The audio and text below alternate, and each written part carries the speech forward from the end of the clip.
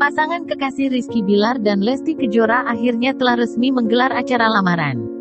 Prosesi lamaran tersebut berlangsung di Gedung Putih, Bandung, Jawa Barat, Minggu, tanggal 13 Juni tahun 2021. Setelah acara itu berlangsung lancar, Rizky Bilar dan Lesti Kejora memberi sedikit bocoran soal pernikahan mereka.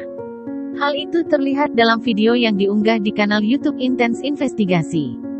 Minggu, tanggal 13 Juni tahun 2021. Keduanya sudah menentukan tanggal untuk akad nikah yang akan mereka selenggarakan. Insya Allah sudah ada, lagi kita rembukan juga bareng-bareng, kata Rizky Bilar. Meski begitu, mereka belum bisa membeberkan detail waktunya kepada rekan media.